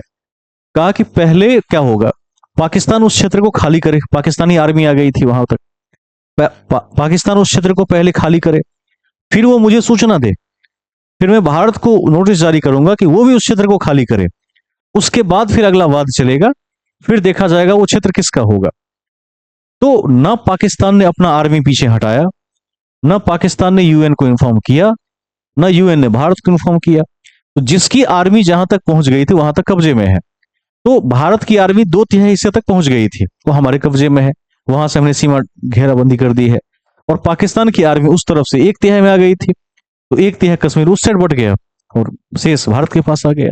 इसमें कोई संशोधन की आवश्यकता नहीं है, ठीक है। और ये नेहरू की भी एक चाल थी, नेहरू जानते थे कि अच्छा ही है, क्योंकि अब फैसला चलेगा, पता नहीं क्या होगा, किस तरह की स्थिति बनेगी, क्योंकि ऐसे कंडीशंस में वैश्विक जो राजनीति है वो प्रभावित करने लगती है सबको। और उसमें फिर क्या होता है, कुछ क्षेत्र हाथ से निकल जाने का भी भय होता है, और कई बार लाभ होने का भी की भी संभावना होती है। तो इससे अच्छा नेहरू ने समझा कि जो है अभी उसको लॉक कर देते हैं, जब देश स्टेबल कंडीशन में पहुंच जाएगा तो उसके बाद फिर इस पर बात करेंगे। तब तक सब लोग दुनिया छोड़ गए, ऐसा ही चलता रहा। फिर बीजेपी ने आकर थोड़ा प्रयास किया, अभी भी युद्ध क्या है, जारी है। पाकिस्तान उस हिस्से को कहता है आजाद कश्मीर, इसको भी याद रखिएगा, जिस पर कब्जा उसने किया हुआ है, कि आजाद करवा लिया हमने इसको। कहानी बहुत दिलचस्प है उसकी, किसी और दिन हम इस पर चर्चा करेंगे। मूल बातों में आ जाते हैं। एक नोट लिख दीजिए, लिखिए, अस्पष्टतः अस्पष्टतः अस्पष्टतः नए राज्यों के निर्माण, नए राज्यों के निर्माण, कौमा, क्षेत्र परिवर्तन, क्षेत्र परिवर्तन, नाम परिवर्तन और सीमा परिवर्तन,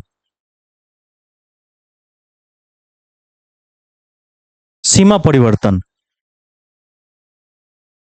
के विषय में संसद की शक्ति सर्वोपरि है, सबसे ऊपर है। संसद की शक्ति सर्वोपरि है, टॉप पर है।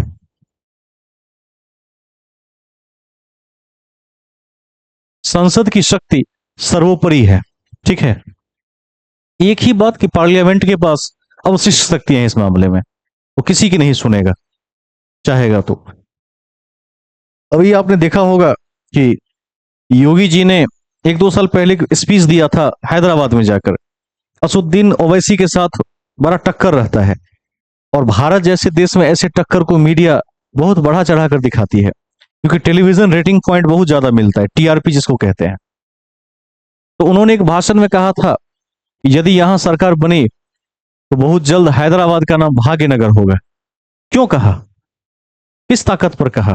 इसी ताकत पर कहा था कि अभी केंद्र में सत्ता बीजेपी की है, जैसे ही हमारी सरकार बन जाएगी तो हम सीधा पार्लियामेंट पे बैठेंगे, बहुमत हमारे पास है, ताकत हमारे पास है, सीधे नाम बदल देंगे, हैदराबाद की स्थानीय सरकार से कुछ नहीं पूछेंगे। इसीलिए कहा। तो ध्यान रखिएगा, सत्ता जब कोई दावा करती है तो उसके पीछे भी कोई कारण होता है कि ऐसा दावा किस लेवल पर जाके किया। वो दावा आम आदमी पार्टी कर सकती है, नहीं कर सकती है। वो किसी भाषण में बोल सकती है कि अगली बार जीते तो राज्य का नाम बदल देंगे, नहीं कह सकती है। क्यों नहीं कह सकती है? उसका पावर केंद्र में 0 है, संसद में क्या है, शून्य है, राज्य में चुनाव लड़ रही है। एक चीज जरूर कहा था कि एक, मैं बाद में बता दूंगा क्या कहा था, वो अभी नहीं बताएंगे, ठीक है, नर्थ हो जाएगा। ठीक है, ऑफलाइन में बता देंगे। एक चीज जरूर कहा था, आप लोग खोजिएगा तो मिल जाएगा, हंसी भी आएगी। जो किसी, हाँ, तो ऐसा होता है जब कोई सत्ताधारी पार्टी ऐसे दावे करती है, तो मानिए कि कोई ऐसा आर्टिकल उसको हाथ लग गया है संविधान का जो उसके पक्ष में है। अभी हम आगे चलते हैं। तो ठीक है, इस पर चर्चा होगी आगे। लिखिए आर्टिकल 4।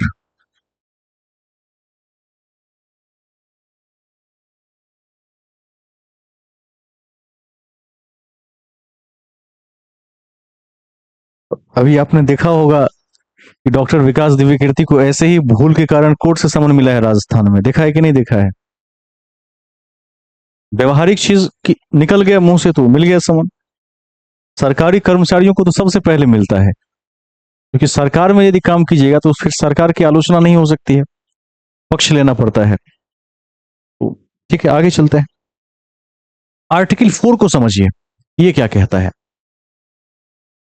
एक बात हमने स्पष्ट जान लिया कि देश के अंदर का कोई भी राज्य से संबंधित 1 से 4 का मामला है तो संशोधन में काउंट नहीं होगा। देश के बाहर का मामला है, कोर्ट ने सुलझा दिया तो भी संशोधन नहीं करना पड़ेगा। संशोधन केवल एक कंडीशन में होगा, जब हम देने के लिए विवश हो गए या क्षेत्रों का आदान प्रदान करने के लिए अपने लेवल पर विवश हैं, तो वहां पर होगा।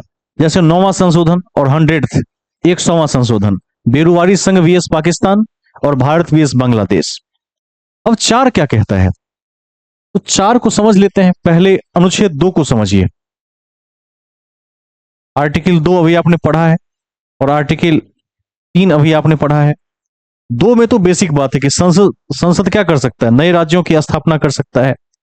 3 में स्थापना के साथ साथ क्या कर सकता है, मिला सकता है, नाम बदल सकता है, जोड़ सकता है, तोड़ सकता है, सब कर सकता है।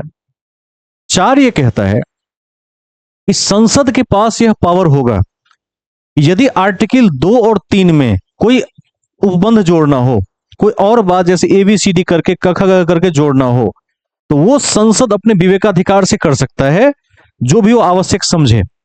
और संसद के पास यह पावर है कि जो अनुसूची है आपका, एक अनुसूची संघ राज्य क्षेत्र, और 4 में क्या है, राज्यसभा में राज्यों के स्थान का आवंटन। संसद चाहे तो अनुसूची 1 और अनुसूची 4 में भी परिवर्तन कर सकता है। यह संसद के पास पावर है। और इन दोनों परिवर्तनों को आर्टिकल 368 में क्या है, संविधान संशोधन, तो इसको आर्टिकल 368 के अधीन संविधान संशोधन नहीं माना जाएगा। वही बात कि देश के अंदर का मामला है तो उसको संशोधन नहीं मानेंगे। यह संसद के पास एक स्पेशल पावर है। 2 बातें मैंने बताई। पहली बात कि आर्टिकल 2 और 3 जो किस भाग में है, जो भाग 1 में है, आर्टिकल 2 और 3, और साथ साथ जो शेड्यूल है, जिसको हिंदी में कहते हैं अनुसूची, दोनों वर्जन में याद रखिए,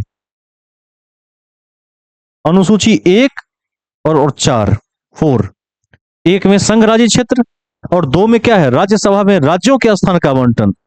1 और 4 दोनों का संबंध राज्य के मुद्दों से है। यदि इस चारों में कोई संशोधन करना हो तो संसद अपने विवेक से बदल देगी, उसको संविधान संशोधन नहीं माना जाएगा। लिख दीजिए इसको, यही है 4 में। लिखिए, अनुच्छेद 4 में कहा गया है, अनुच्छेद 4 में कहा गया है कि अनुच्छेद 2 और 3 में, अनुच्छेद 2 और 3 में संसद संसद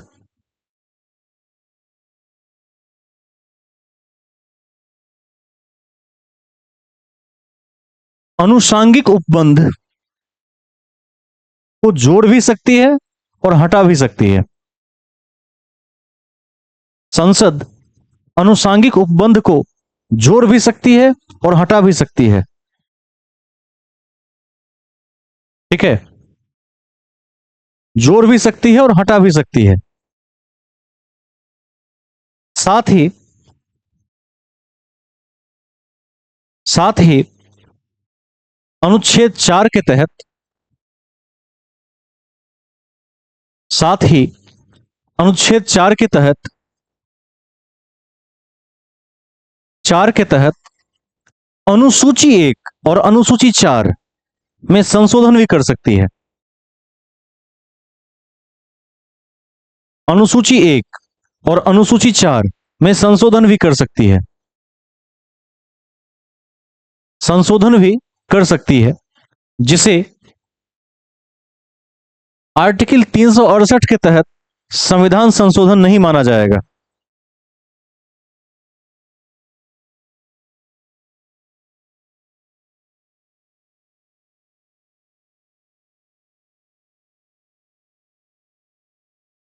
नहीं माना जाएगा, ठीक है। इसे संसद केवल साधारण बहुमत से पारित कर सकती है, विशेष बहुमत की कोई आवश्यकता नहीं है।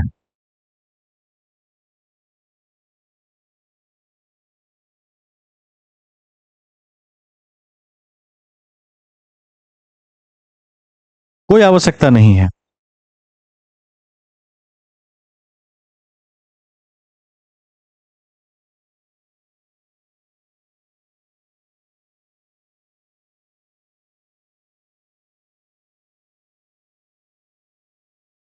ठीक है, अब चलते हैं आगे।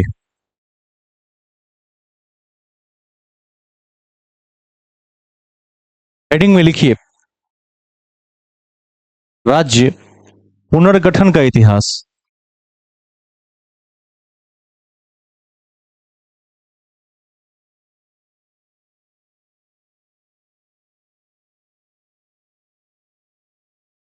राज्य पुनर्गठन का इतिहास, इसको समझेंगे।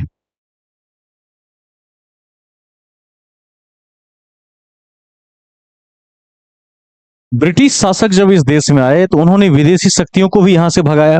हमने पढ़ा था कि 5 शासक जो भारत आए थे उसमें सबसे नंबर 1 पर कौन आया था? पुर्तगाली आया था, ठीक है। बीच में अंग्रेज आए थे।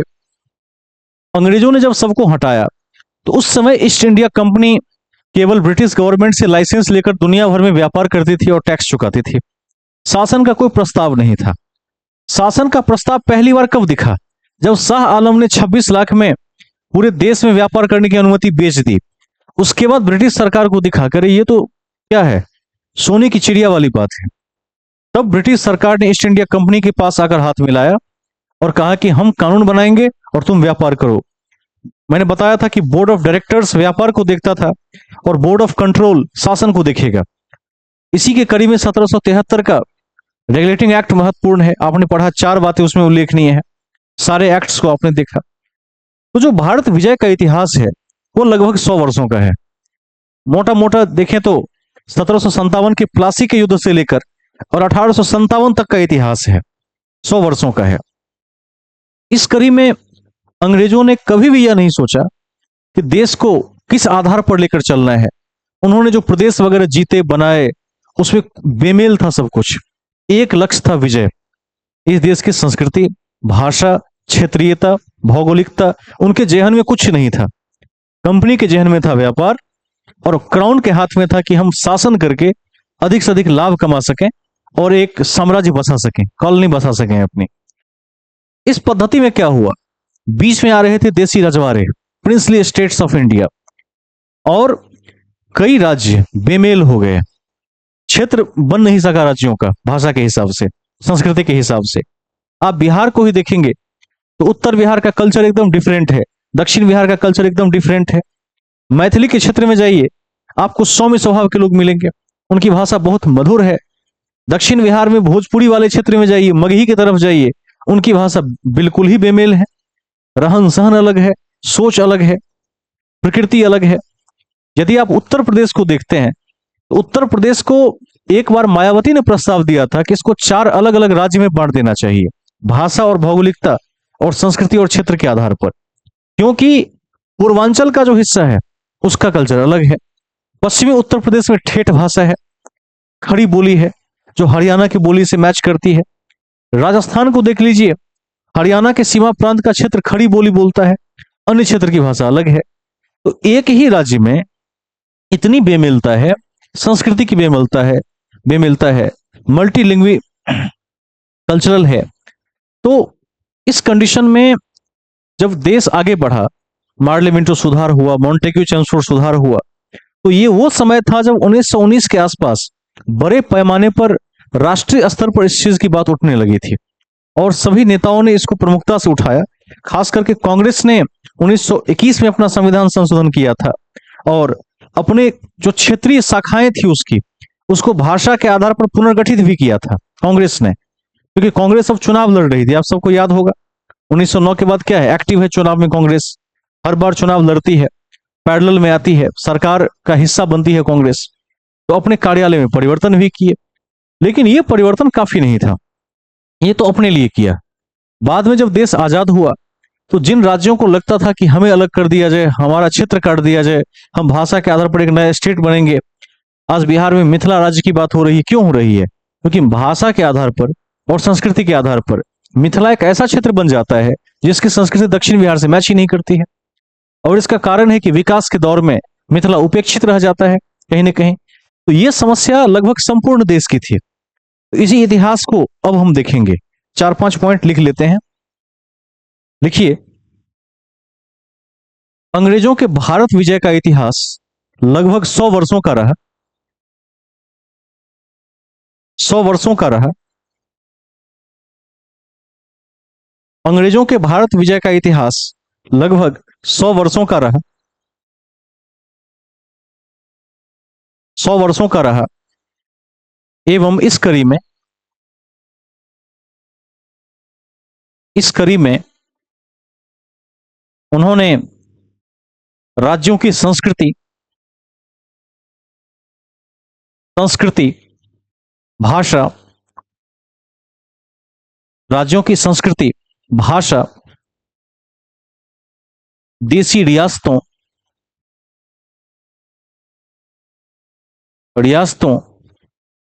जैसे प्रादेशिक विभाजन के बिंदुओं पर कोई ध्यान नहीं दिया। कोई ध्यान नहीं दिया। कोई ध्यान नहीं दिया।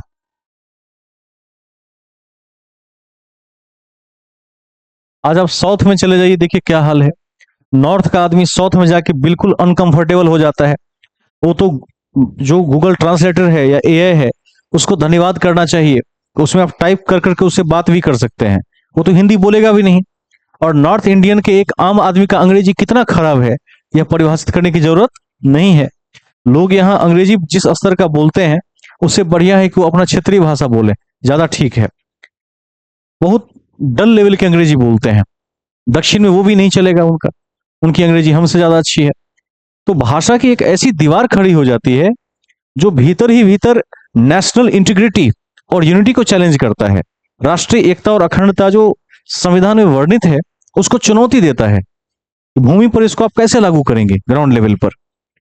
तो एक मुद्दा है रीऑर्गेनाइजेशन ऑफ स्टेट्स, राज्यों का पुनर्गठन, पुनर्नियोजन। इसको समझ लीजिए। पहले जब देश आजाद हुआ, तो आजाद होने के बाद लगभग 30-40 सालों से नेता, क्षेत्रीय लोग, जनता सब इस ताक में बैठे थे कि जब हमारा अपना संविधान होगा तो अपने हिसाब का स्टेट बनाएंगे। ये उनके मन में चल रहा था और इसको लेकर आजादी मिलते ही दबाव आने शुरू हो गए थे। और दबाव इस कदर बढ़ा कि जिसकी पहले से परिकल्पना की थी कुछ लोगों ने, वैसा ही हुआ। अंग्रेज तो चले गए, लेकिन देश को जिस पटेल ने लौह पुरुष का परिचय देते हुए एकीकृत किया था, भारत का बिस्मार्क भी उन्हें कहा जाता है, उस व्यक्ति के एकीकरण को चुनौती मिल गई। अभी अभी एक हुए थे, फिर से अलग होने के कगार पर आ गए। तो इस चुनौती को देखते हुए गंभीर प्रयास करने पड़े थे। इसको लिख दीजिए, आजादी मिलते ही, आजादी मिलते ही, मिलते ही भारत के समक्ष भारत के समक्ष भाषा के आधार पर आजादी मिलते ही भारत के समक्ष भाषा के आधार पर राज्य पुनर्गठन, रीऑर्गेनाइजेशन ऑफ स्टेट्स, राज्य पुनर्गठन का सवाल आ खड़ा हुआ।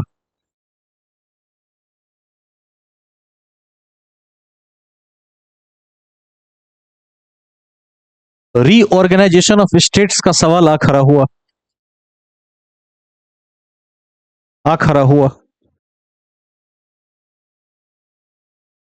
नेक्स्ट पॉइंट, चूंकि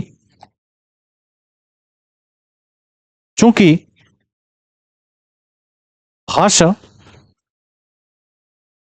चूंकि भाषा लोक संस्कृति से गहरे तौर पर जुड़ी होती है, चूंकि भाषा लोक संस्कृति से गहरे तौर पर जुड़ी होती है एवं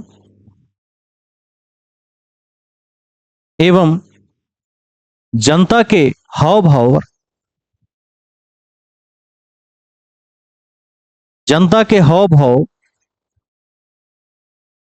विचारों और रीति रिवाजों पर,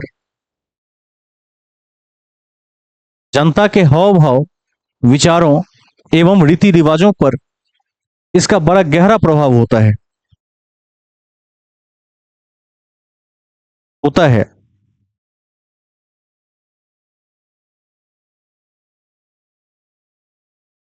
लिखिए आगे, 1919 के बाद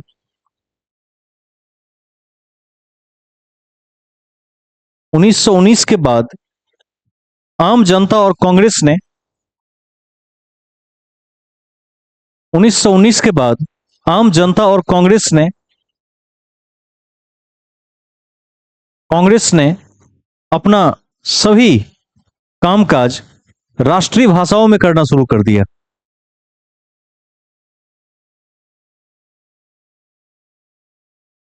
ठीक है, कांग्रेस ने अपना कामकाज राष्ट्रीय भाषाओं में करना शुरू कर दिया।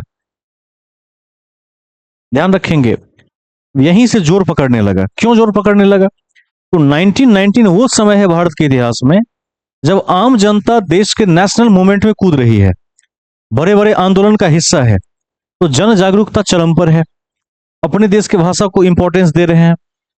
ठीक है, आगे चलकर जब मैं अनुच्छेद 343 से 51 को पढ़ाऊंगा, जहां राजभाषा का एक्ट है, तो वहां ये सब आपको बहुत काम आएंगे। इस टॉपिक को आप वहां इंटरलिंक करके देख सकते हैं। देखिए, 1921 में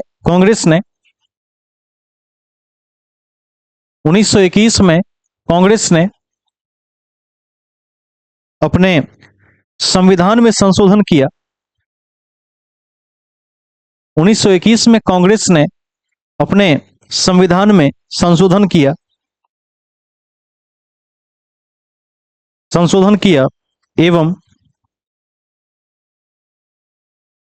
एवं क्षेत्रीय शाखाओं को भाषा के आधार पर पुनर्गठित किया।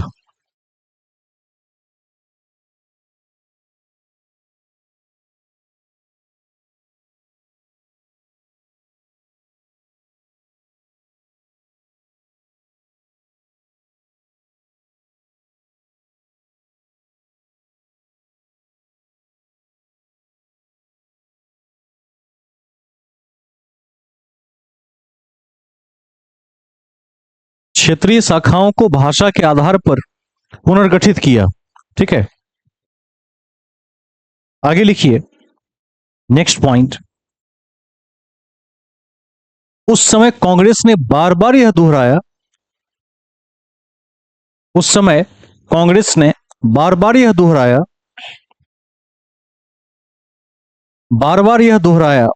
कि वह भाषाई आधार पर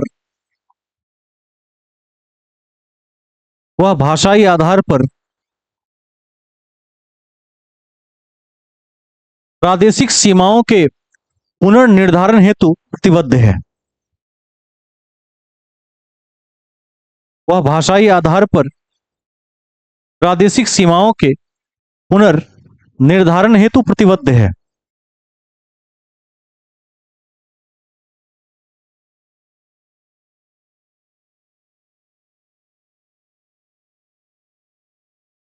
ठीक है, मतलब समझ रहे हैं। 1921 में कांग्रेस ने खुद ही क्या किया, अपने जितने रीजनल ऑफिसेज थे कांग्रेस के, जैसे आजकल देखते हैं हर एक पार्टी का क्षेत्रीय कार्यालय होता है, तो उस ऑफिसेज में जो गठन किया उसका, वो भाषाई आधार पर किया। उसी टाइप के लोगों को रखा। क्यों रखा? कि जो, जैसे मान लीजिए कांग्रेस का एक ऑफिस बिहार के मिथिला में है, तो वहां पर क्या हुआ, मैथिली भाषा भाषी के आधार पर उसको प्राथमिकता दी, उसी के लोगों को नियुक्ति की, उसमें कोशिश की ताकि जनता से कनेक्ट कर सकें। तमिलनाडु में है तो तमिल में किया कि जनता से कनेक्ट कर सकें। कांग्रेस ने दावा किया कि जब आजादी मिलेगी तो सबसे पहले भाषा के आधार पर प्रदेशों को बांटेंगे और आपको भाषाई राज्य बनाएंगे, इससे आपका विकास ज्यादा होगा। लेकिन हुआ इसका उल्टा। कहना बड़ा आसान होता है। जब देश आजाद हो गया तो उस टाइम में भी कांग्रेस थी। अब कांग्रेस से लोग मांग करने लगे कि आपने वादा किया था कि आप हमारे राज्य को इस आधार पर बनाएंगे, नया राज्य। वो वादा कहां चला गया? अब कांग्रेस में अब के समय में 1947 के बाद कद्दावर नेता में कौन कौन है? नेहरू जैसे लोग हैं, पीछे गांधी का हाथ भी है। ठीक है, तो इस कंडीशन में क्या हुआ, अब कांग्रेस एक तरफ देख रही है कि अभी अभी पटेल ने बड़े मुश्किल से देश को यूनाइट किया, फिर से अलग होने के कगार पर है, बड़ा बवाल हो सकता है। भाषा एक इतना सेंसिटिव मुद्दा है कि उस सेंसिटिव मुद्दा पर बिना भड़काए लोग सड़क पर चले आ सकते हैं। देश की प्रशासनिक स्थिति भी बनी नहीं है ठीक, संविधान भी ठीक से एक्टिवेट नहीं हुआ है। 45 के बाद इलेक्शन नहीं हुए हैं, 51-52 में आम चुनाव हुआ, तो इस डर के मारे कांग्रेस कतराने लगी और इसको टालने लगी। कांग्रेस टाल रही थी और जो लोकल लीडर्स थे जिनको अब नेता बनना था, नेता दो प्रकार के, एक तो ऐसा नेता जो राष्ट्रीय नेता होता है, और दूसरा नेता होता है जो इस ताक में रहता है कि जब आजादी मिलेगी तब मैं अपने देश क्षेत्र का बाहुबली बनूंगा, धमकी दूंगा। मुझसे यदि समर्थन चाहिए विधायक के रूप में तो मेरी बात मानो, क्योंकि हमारे क्षेत्र के सभी जनता को हमने मैनिपुलेट कर लिया है कि हम भाषाई राज्य देंगे, जनता मेरे साथ है। अब तुम देखो तुम्हें सांसद विधायक चाहिए कि नहीं चाहिए, ये वाली बात हो गई। उसके बाद बहुत उठापटक हुआ। इस एक दो लाइन को पहले लिख लीजिए, फिर दर आयोग के बारे में लिखवा देते हैं। लिखिए, आजादी के बाद, आजादी के बाद राष्ट्रीय नेतृत्व ने इस बिंदु पर, आजादी के बाद राष्ट्रीय नेतृत्व ने इस बिंदु पर नए सिरे से सोचना शुरू किया, नए सिरे से सोचना शुरू किया एवं एवं देश के विभाजन के बाद, एवं देश के विभाजन के बाद उत्पन्न हुई, देश के विभाजन के बाद उत्पन्न हुई प्रशासनिक, आर्थिक और राजनैतिक, प्रशासनिक, आर्थिक और राजनैतिक समस्याओं के कारण,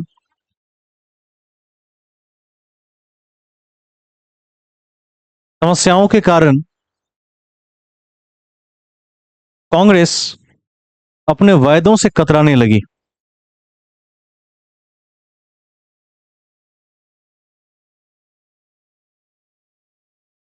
कतराने लगी क्योंकि क्योंकि राष्ट्रीय एकता अब आवश्यक मुद्दा बन गया था।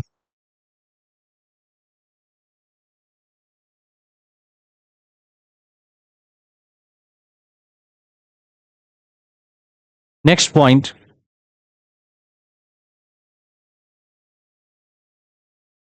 नेहरू एवं अन्य नेताओं ने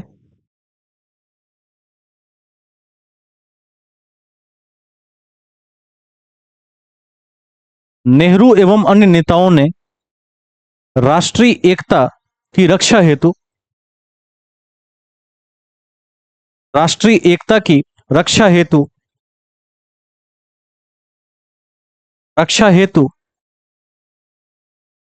भाषाई आधार पर भाषाई आधार पर राज्यों के पुनर्गठन को कम प्राथमिकता दी। भाषाई आधार पर राज्यों के पुनर्गठन को कम प्राथमिकता दी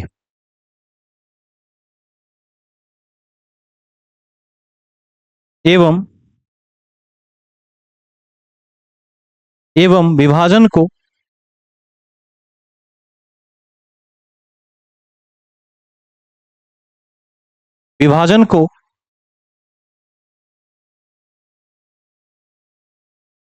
महत्वपूर्ण न मानते हुए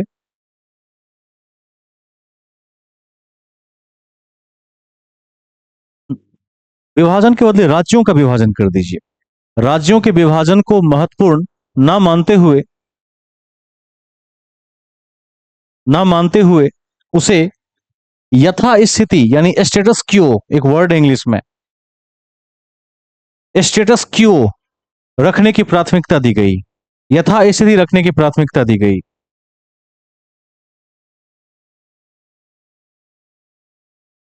प्राथमिकता दी गई। ठीक है। अब आप लोग बताइए कि क्लास को भी आगे बढ़ाएं या छोड़ दें, आज पार्ट 1 करके छोड़ दें इसको आज, क्योंकि ये क्लास अभी लगभग 1.25 घंटे और चलेगी, तब जाके इस तथ्य के हम पार हो पाएंगे। क्या किया जाए, छोड़ दिया जाए? ठीक है, ऐसा करते हैं, कल लगभग 2 घंटे की एक और क्लास लेते हैं, इसका पार्ट 2। ये पार्ट 1 है। पार्ट 1 में संघर्ष देख लिया हमने, किस संघर्ष से नियम बने, कांग्रेस का क्या वायदा था, आर्टिकल 1 से 4 क्या होता है, संघ राज्य क्षेत्र के साथ साथ किस प्रकार राज्यों ने बाद में भाषाई राज्य बनाने की शुरुआत की, नेहरू का विचार, कांग्रेस का विचार, 1921, 1919 विदेश को कुछ समर्पित करेंगे तो क्या करना होगा, सब देख लिया। कल के क्लास में हम ये देखेंगे, उस टाइम में 4 कैटेगरी के राज्य थे, group A, B, C and D. कौन कौन से राज्य थे, दर आयोग क्यों बना, जेवीपी कमेटी क्यों बनी, जेवीपी मतलब जवाहरलाल नेहरू, उसके बाद वी वल्लभ भाई पटेल, और पी का मतलब है पट्टाभी सीतारामैया कमेटी। उस कमेटी ने क्या सुझाव दिया, राज्य पुनर्गठन आयोग की आवश्यकता क्यों पड़ी, रामालू का आमरण अनशन किस लेवल पर देश में क्रांति ला दिया था, इसको भी देखेंगे। उसके बाद किस आधार पर बाकी राज्य अलग हुए, 1975 में सिक्किम किस तरह से सह राज्य के रूप में सामने आया, सह राज्य से राज्य बना। पंजाब को भी देखेंगे, चंडीगढ़ का प्रश्न क्या था, क्यों चंडीगढ़ को कंबाइंड राजधानी बनानी पड़ी, दिल्ली का विशेष उपबंध क्या है जो 1991 के एक्ट के तहत 92 में लागू हुआ, दिल्ली क्यों विलग है सबसे। ठीक है, और उसके साथ साथ हम देखेंगे अन्य बातें इसमें, टेस्ट सीरीज वगैरह। तो इसके लिए एक क्लास रख लीजिए, एक क्लास में आप पूरे क्लियर हो जाएंगे, और आज के बाद आपको राज्य के बिंदु पर किसी किताब को पढ़ने की जरूरत नहीं पड़ेगी। कक्षा के समाप्ति की आज मैं घोषणा करता हूं, कई लोगों का डेटा खत्म हो गया है शायद, कल आ जाएंगे, फिर कल ससमय में उपस्थित हो जाऊंगा और कल इस तथ्य को द एंड दे देंगे। शुभ रात्रि।